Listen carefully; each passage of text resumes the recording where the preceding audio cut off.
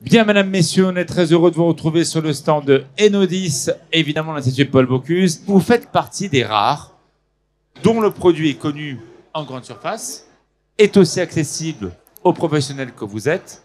Et ça, c'est quand même un tour de force. Tu as raison, Alexis. C'est vrai qu'on a une marque qui est aussi bien pour le grand public que pour les professionnels, avec un socle commun autour de valeurs qui sont l'envie du vrai. C'est-à-dire une marque qui est transparente, engagée. On a la chance d'avoir autour de cette table, je pense, l'excellence, avec différents profils de pâtissiers, différentes histoires, différents créneaux comme Alix, voilà, qui a un positionnement très différent sur la pâtisserie. Et je pense que quand on parle du talk sur la pâtisserie 2.0, je pense qu'on est dans le thème et on a les bons acteurs autour de cette table.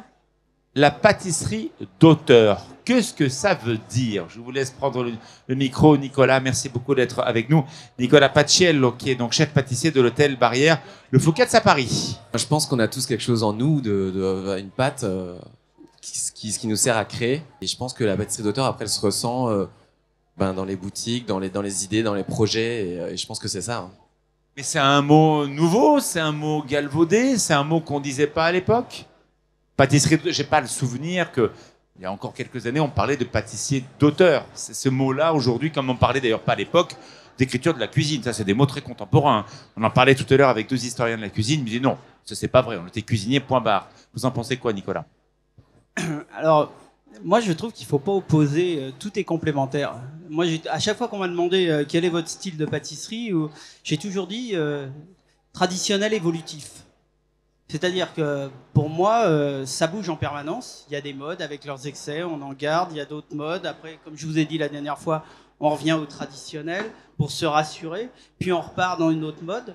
Donc pour moi, ça se complète. Après, chacun va l'interpréter différemment, dans le sens où on a tous notre sensibilité. Et il y a des gens qui vont découvrir, qui vont aller sur des terrains qui sont plus originaux, il y en a qui n'ont pas la même formation, donc ils vont se servir de ce qu'ils ont. Donc en fin de compte, c'est tout ça qui fait que c'est en perpétuel mouvement, évolution, et c'est ce qui fait la magie de notre travail. Charles, merci d'être avec nous de l'Institut Paul Bocuse. Alors évidemment, bonjour. On est ici aussi dans le cadre des formations tout au long de la vie, mais il y a aussi des formations initiales, bien sûr, à l'Institut Paul Bocuse. Tous ces gens qui vont un jour vouloir faire de la pâtisserie, qu'est-ce qui les anime?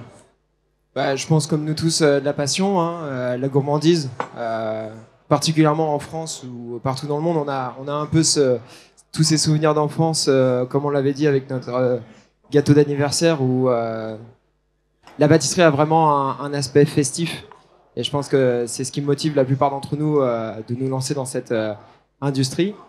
Et par la suite, il y a aussi le côté artistique. C'est aussi une manière de pouvoir s'exprimer sous différents modèles. Et c'est vraiment comme ça qu'on essaye de guider nos étudiants à l'Institut, leur donner les bases, premièrement, pour pouvoir maîtriser un outil et derrière s'éclater avec, tout simplement. On peut imaginer aussi quand on rentre à l'Institut Paul Bocuse, dire tiens, je vais faire cuisinier ou pâtissier. Moi, j'ai connu des très grands chefs qui ont commencé par la pâtisserie. Je pense par exemple à Nicolas Lebec, qui est pour moi un des plus grands chefs de l'histoire et qui, parce qu'il a une âme de pâtissier dans sa cuisine, en fait certainement des chefs les plus techniques.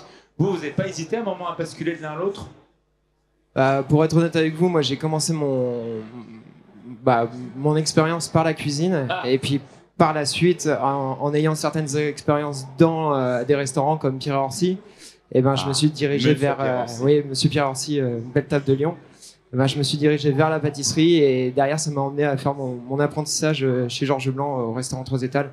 Donc voilà, c'est en passant par la cuisine que j'ai découvert cet amour profond pour la pâtisserie et voilà, c'est ce qu'on essaie de transmettre quotidiennement en tout cas.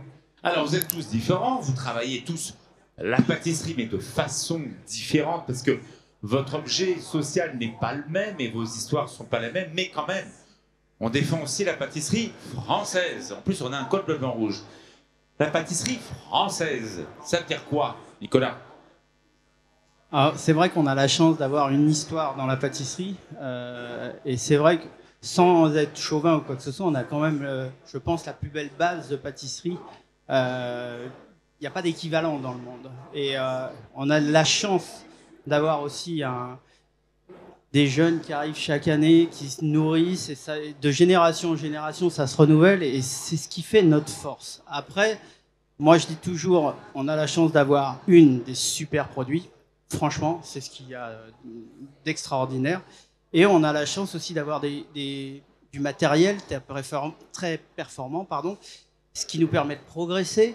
Et il y a une espèce de renouvellement permanent dans cette pâtisserie française qui part de l'histoire, mais qui continue à évoluer. Je veux dire, on en a la preuve devant nous. Et ça, c'est impressionnant et remarquable. Alors, vous qui le connaissez mieux que moi, vous les voyez évoluer comment?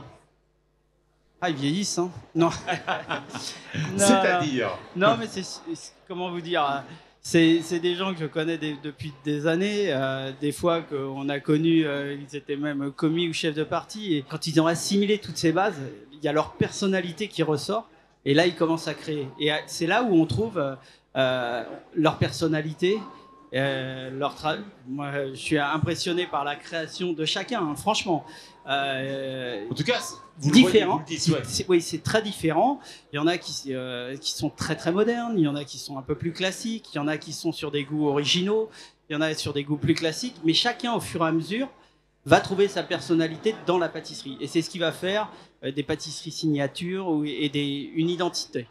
Mais la pâtisserie, est-ce encore de la pâtisserie? C'est quoi le mot? Ça veut dire quoi le mot pâtissier? J'ai avec moi, eh bien, effectivement, un champion du monde. La pâtisserie, ça peut être très très large parce que c'est vrai qu'on a la chance de couvrir énormément de choses dans notre métier. Quand on travaille en hôtellerie, restauration, on va servir notre client depuis le petit déjeuner, le dessert le midi, le tea time. On peut les accompagner vraiment tout au long de la journée. Moi, ce qui me plaît dans la pâtisserie, c'est d'offrir. C'est un côté réconfortant, une pâtisserie, que ce soit une bonne viennoiserie avec ce goût de beurre sur un petit déjeuner. On s'éclate sur quoi en pâtisserie? On s'éclate sur des choses individuelles, des choses grandes que l'on partage, sur du montage de sucre. Dans les techniques de pâtisserie, qu'est-ce qui vous intéresse le plus? Quel est le plus grand territoire d'expression? Ou c'est toutes les techniques que vous aimez changer de l'un à l'autre? Voilà, la pâtisserie, c'est finalement passer d'une technique à l'autre. François. Ce qui est le plus intéressant, contrairement à l'aspect de gourmandise dont parlait Étienne, c'est surtout la transformation de la matière. Enfin, moi, si je devais définir la pâtisserie, contrairement à la cuisine, en cuisine, on prend une super matière première, un super poisson, une super viande, un super légume, on le transforme à peine d'ailleurs, ou pas du tout, on l'assaisonne simplement ou on cuit, et ça fait un très bon plat. En pâtisserie, on peut mettre les meilleures noisettes du monde dans une assiette, ça en fera jamais un très bon dessert. Et je trouve que l'aspect de la transformation de la matière, que ce soit de la crème qu'on fait monter, que ce soit du chocolat qu'on fait fondre, qu'on fasse du brut, du sculpté, des trucs texturés et tout, c'est ça qui est passionnant. Enfin, moi, je pense que c'est un des aspects sur lesquels on se retrouve le plus, c'est qu'il y a vraiment cette idée on a une matière première qui est incroyable, et on s'inquiète vraiment de notre sourcing, en fait. Enfin, moi, j'ai commencé le métier il y a 20 ans. Mais justement, l'inspiration, votre inspiration, vous la prenez où? Vous lisez, vous allez dans la nature, c'est parfois un fruit qui va vous inspirer. Voilà, où est-ce que vous inspirez les uns les autres? Votre pâtisserie d'écriture, vous m'avez dit je suis un auteur. Très bien. Vous inspirez où? Je suis un grand passionné d'art en général, donc les arts urbains, l'art contemporain, la mode, je suis très attaché à tout ça. Et du coup, toutes les très grandes vitrines de Louis Vuitton, de très grands magasins, des super robes de créateurs, je trouve ça incroyable. Ça, c'est un domaine qui vous inspire?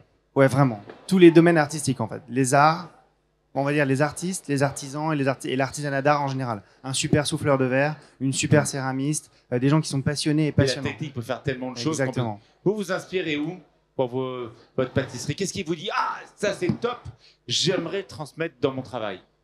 Alors moi, je m'inspire beaucoup.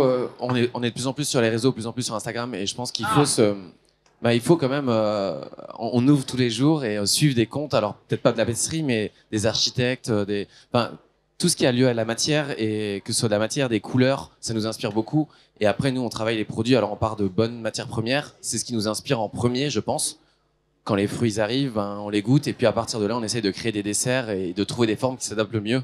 Mais justement, ce n'est pas la boîte de Pandore, les réseaux sociaux, c'est pas le moyen d'aller voir ce que fait l'un, fait l'autre. C'est un bon moyen de communiquer, c'est un bon moyen de... Moi, le point de vue que j'ai vraiment sur les réseaux sociaux, c'est que ça a permis aussi aux pâtissiers à rentrer en contact avec la clientèle.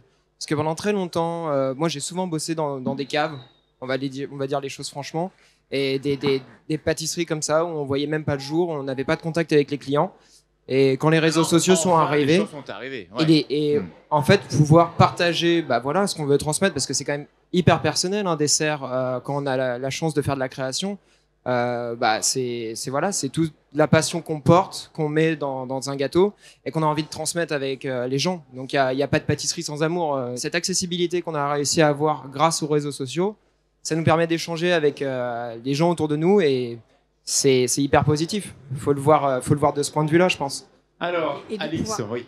Et je trouve, pour rebondir, de pouvoir se remettre en question et savoir, moi pour ma part, pour des pâtisseries boutiques, on a souvent la vendeuse qui est avant, donc les retours de la vendeuse, ou alors les personnes ne sont pas des retours qu'on a en direct.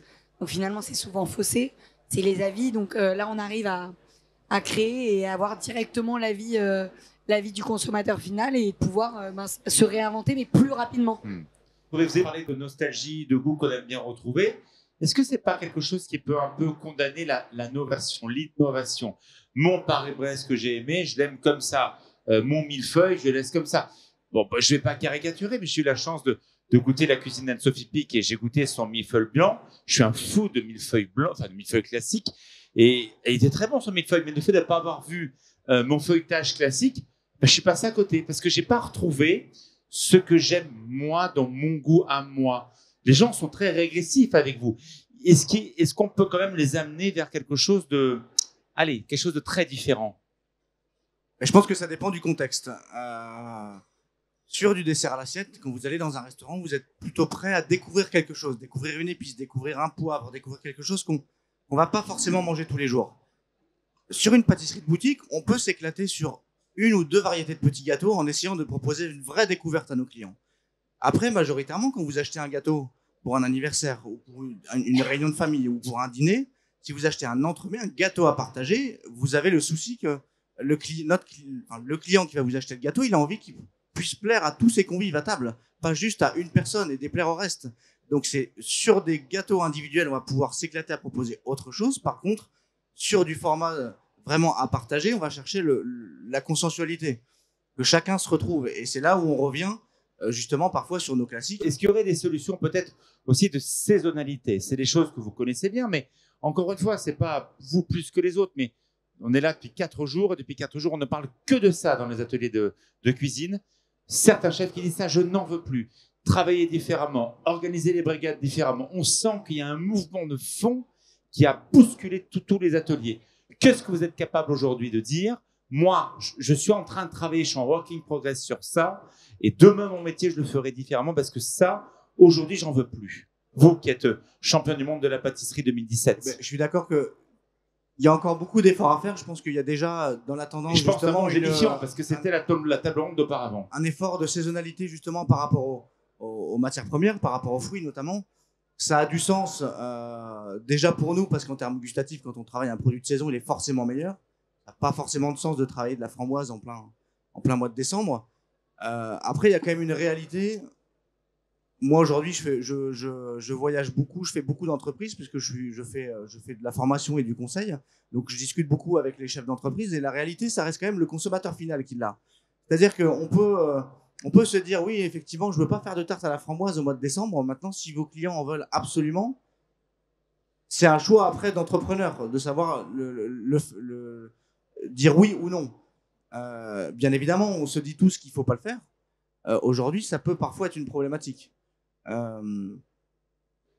Ça dépasse parfois le simple métier de pâtissier. Aujourd'hui, quelqu'un qui a son compte, on a deux personnes ici à cette table qui sont installées à leur compte dans une boutique.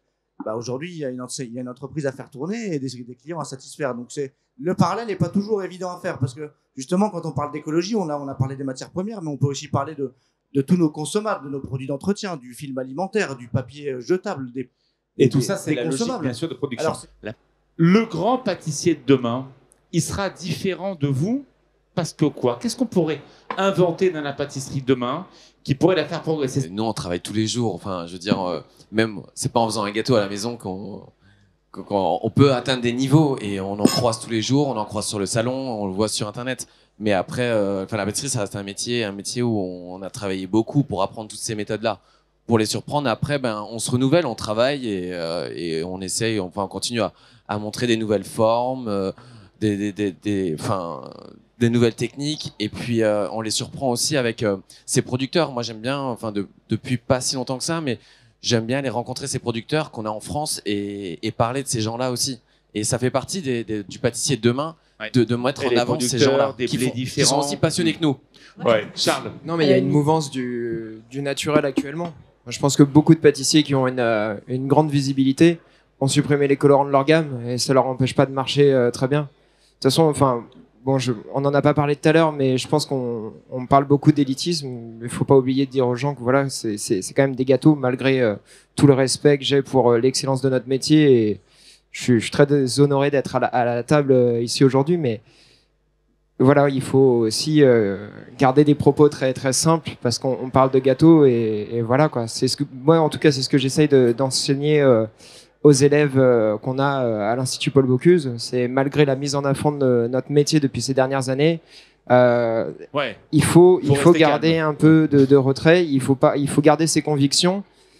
Et voilà quoi, c'est sûrement des modes, des passades. Et si on pense que quelque chose est juste, il faut le croire et le mettre en avant.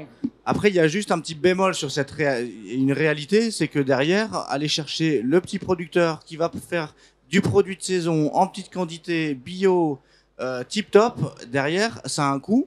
Ce coût, il faut être sûr de pouvoir encore une fois, on est tous déjà amenés à être entrepreneurs, ou dans tous les cas on travaille dans des entreprises qui ont vocation quand même de tourner, et ça il faut aujourd'hui faire accepter aussi à notre consommateur final que potentiellement il va acheter son gâteau plus cher.